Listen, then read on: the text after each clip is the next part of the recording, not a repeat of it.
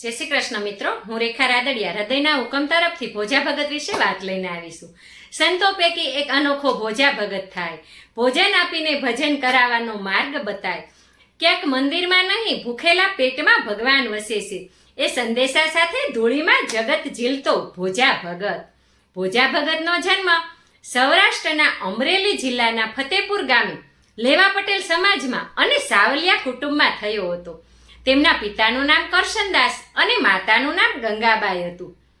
તેમનું જીવન સાદું હતું, ગરીબ પરિસ્થિતિ પણ ભક્તિસભર કુટુંબ. ઘરમાં ભગવાનના વિચારો અને સદાચારની વાણી. ભોજા ભગતનો સ્વભાવ બાળપણથી જ અનોખો હતો. એમનો સ્વભાવ પરોપકારી હતો. ક્યાંક ગાય ગુમ થઈ જાય ને તો તે શોધવા નીકળે.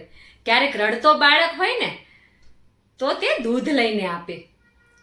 ક્યારેય ભણ્યા નથી પણ મનથી મહાત્મા હતા. અંતર્જ્ઞાનીથી જીવે એવું જીવન.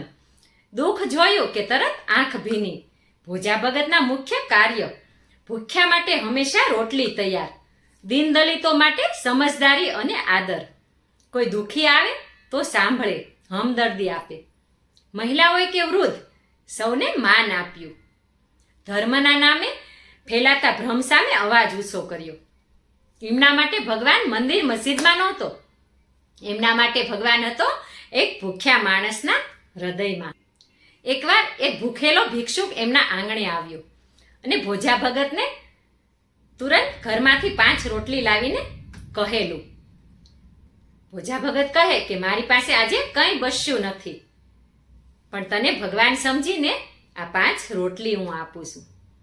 ભિક્ષુકે રોટલી ખાધી અને આંખમાં આશીર્વાદ અને મોંમાંથી બોલે છે કે તું તો ભોજનમાં પણ ભગવાન છે ભાઈ. એ દિવસથી કહેવાય છે, ભોજન આપો તો ભોજા ભગત જેવા આપો. ભોજા ભગત અને જલારામ બાપાની મિત્રતામાં ઢોંગ નહોતો. તેમની પાસે ગાદી નહોતી, સત્સંગ હતો. જલારામે કહેલું કે મારા પ્રસાદમાં રસ છે, પણ ભોજાની રોટલીમાં સહાનુભૂતિ છે.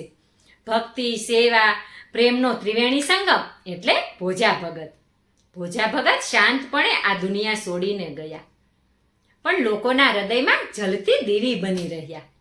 આજે પણ ફતેપુર જાઓ તો તમારી જાતને પૂછો કે ભોજા ભગતના પગલે ચાલો છો કે નહીં. ભોજા ભગતની શિખામણ મંદિર માફક મન શુદ્ધ અને ભોજન એ ભજન સમાન છે કે નહીં.